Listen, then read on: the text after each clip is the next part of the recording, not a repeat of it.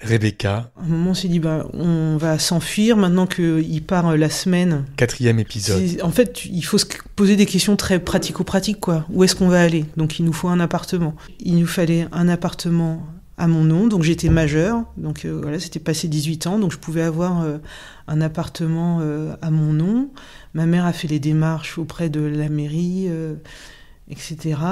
Pendant un moment, mais je ne sais pas quand ça a démarré, ma mère a déposé des mains courantes pour que notre situation soit connue auprès de la police ou de la gendarmerie, je ne sais pas, enfin au commissariat là, de Val-de-Reuil. Et donc, une fois qu'on avait l'appartement et qu'on a eu les clés, on a décidé, voilà, faut qu'on organise un déménagement, donc qu'on s'enfuit de la maison. Donc, un jour, il partait pour une semaine. On est resté à la maison ensemble. On s'était préparé. Donc moi, j'avais été aller voir un copain, là, je disais, qui son père travaillait dans une usine, donc on avait besoin de cartons parce qu'on pouvait pas les avoir, les entreposer où que ce soit, ni dans le garage, ni à la maison. Donc il fallait que le jour J, le matin, on puisse aller en récupérer. Tu vois, du jour au lendemain, j'ai pu dire, voilà Thomas, on va partir de chez nous. On a besoin de déménager en une demi-journée. Il nous faut des cartons et je sais que ton père travaille dans une usine où ils font de l'emballage. Est-ce que je peux venir un matin Tu vois, mon père, je crois qu'il partait pour la semaine, genre à 7h du mat, et à 7h30, j'ai pris la voiture pour aller récupérer plein de cartons et revenir. Et voilà, donc il faut avoir des amis de confiance pour pouvoir demander ça, et que sans trop te poser de questions, il dit ouais, je m'organise, et tac, c'était bon. Et quand j'y repense, c'est drôle, ça fait l'aventure, quoi.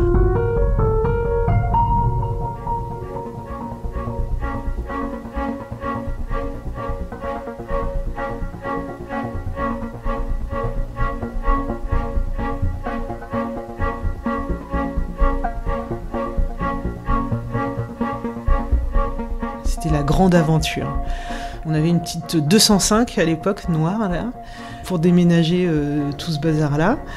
Et donc, le matin, mon père est parti. On a attendu un petit peu. On a eu peur. Hein. Toute la journée, on ne sait jamais, tu vois, qu'ils reviennent. Et donc, j'ai récupéré les cartons. On a déménagé en super vite, quoi. Vous avez tout mis, toutes vos affaires? Ouais, enfin, ce dont on avait besoin, on n'a pas pris tous les meubles, mais on a pris quand même un bout de canapé, une table, nos habits, les matelas, enfin, tout ce dont on avait besoin pour s'installer. Donc, on a habité rue du Lierre. Voilà, c'était notre appartement à nous. Dans la même ville? Ouais, dans la même ville. Et je me souviens, on avait le téléphone aussi, on avait une ligne de téléphone dans le nouvel appartement, et je me souviens très bien être assise par terre dans le nouvel appartement, appeler mon pote Thomas et lui dire que c'est bon, on avait déménagé. Je me souviens que, tu sais, c'était assez vide, donc la voix résonnait assez, tu sais, quand tu parles dans une pièce vide, là, il y a une espèce d'écho, là. Et donc je me souviens de cette scène, ouais. Être assise par terre, c'est une espèce de luxe d'avoir le téléphone. Et de pouvoir appeler pour dire ça y est, c'est bon, on a déménagé. Je me souviens de ce sentiment d'un chez-soi, quoi. Tu veux voir quelque chose ? Je reprendrai bien un café, ça te dérange pas.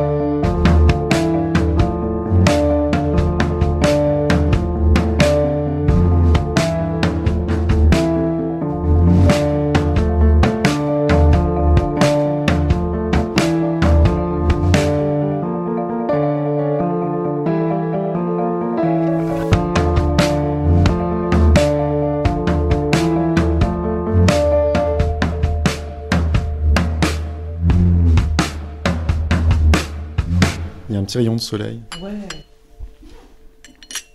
Et donc oui, on était chez nous. Je me souviens qu'on est resté à la maison, qu'on n'a pas bougé jusqu'à ce qu'on sache que c'était bon. C'est-à-dire qu'en gros, Mon père, à la fin de sa semaine, est rentré. Et ce que je sais, c'est que donc il a vu que la maison était vide, qu'on n'était pas là. Et que, alors, je sais pas exactement quand est-ce qu'il est rentré, mais je sais qu'en fait, il s'est présenté à la police, quoi, pour dire ma famille a disparu. Et donc là, il a été arrêté à ce moment-là, quoi. Donc voilà. Ça, c'est... j'aime pas penser à ça parce que tu t'imagines, t'es un père où voilà, tu t'arrives chez toi et des meubles sont partis, ta famille est plus là et ça devait être terrible pour lui comme émotion, ce qu'il a vécu à ce moment-là. Mais bon, donc ils nous ont prévenus et donc là on a dit ça y est, on peut commencer à reconstruire une nouvelle vie, quoi. Retourner à la fac, retourner en cours, pour moi. Donc moi, je faisais mes études de droit à Rouen. Donc tu te souviens de ce sentiment de liberté, de pouvoir aller et venir, en fait? Aller et venir, légèreté, sortir quand on voulait avec les copains. C'était bien, en plus... Alors, j'ai pas fait des bêtises, mais je sortais beaucoup. On s'était, comme tous les jeunes étudiants, quoi. On picolait, on fumait, tout ça. Et c'était chouette. Vraiment, tu vois, l'insouciance, quoi. Ouais, j'ai commencé vraiment à m'amuser tout le temps, quoi. La vie était vraiment est devenue hyper facile et simple, quoi. Tout était facile. C'était bien. On a demandé le divorce pour faute ou je sais plus trop quoi, l'appellation, et après le processus a commencé où il y a eu les auditions.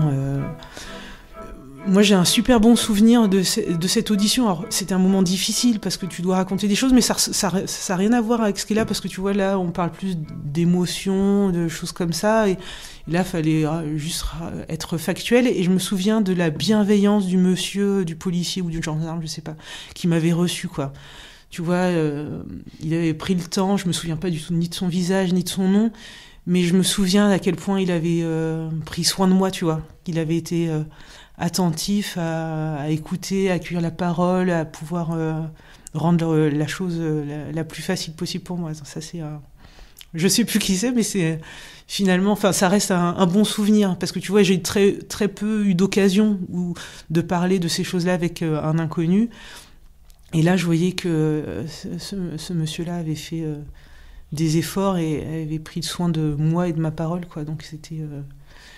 J'étais contente.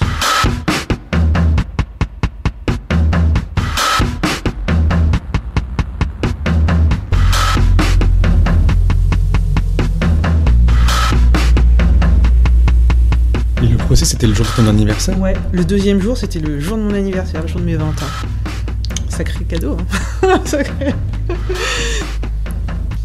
Ça m'a permis de construire ma vie sur des cycles de 20 ans.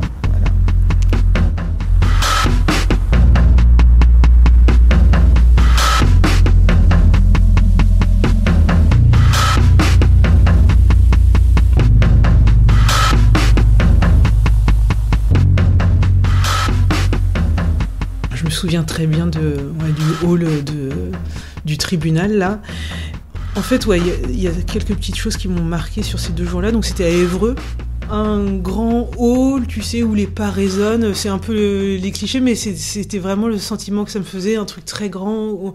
Et puis, la salle du tribunal impressionnante, avec tout le rituel, la cour, les jurés... Et donc tout ça très organisé. Et puis je me souviens quand le président m'a demandé de venir à la barre, donc j'y vais et tout, donc je faisais des études de droit, donc je bafouille 2-3 trucs, et un truc qui m'a paru insupportable. Et il me dit: mais mademoiselle, vous faites des études de droit, donc vous devez bien vous douter que je vais pas me satisfaire de ces quelques mots. Je l'ai détesté, j'en ai voulu, quoi. Comme si, tu vois, j'étais en train de faire un TD et que, parce que j'avais étudié 2-3 arrêts de la Cour de cassation de ceci, de cela, j'allais lui faire un super exposé, j'étais en deuil. Et ça m'avait énervé qu'ils disent ça, quoi. Mais mademoiselle, vous faites des études de droit, vous croyez pas que je vais me contenter de ça? Enfin, j'avais trouvé ça insupportable. Donc déjà, Donc je l'aimais plus. À partir de ce moment-là, ça m'a énervée.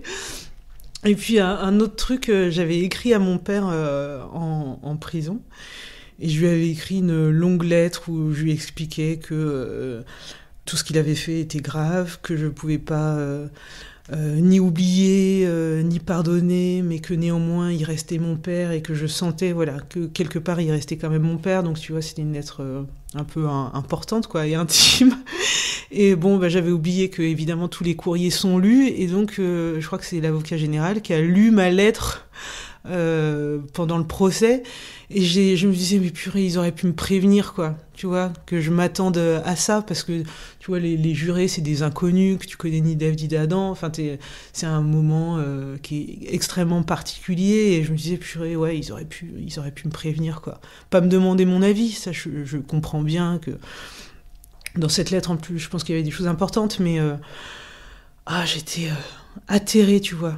Et je me souviens aussi, surtout le deuxième matin, où j'avais l'impression que les membres du jury, donc tu sais, tu les croises à l'arrivée au tribunal et tout, et qui me regardaient comme si j'étais une chose curieuse, quoi. Ah, ça, j'avais pas aimé. Alors après, avec le recul, je sais pas si ça se trouve, c'est moi qui les regardais bizarrement, et donc en retour, ils reportaient ce regard bizarre, mais ouais, je sentis comme s'ils me jugeaient, tu vois.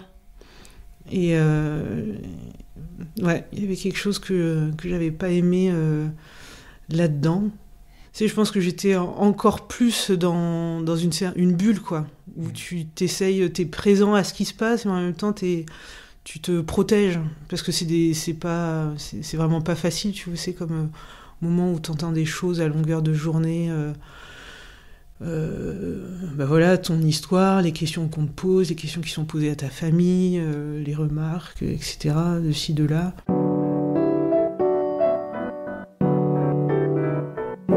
Puis voilà le verdict qui est tombé. À suivre.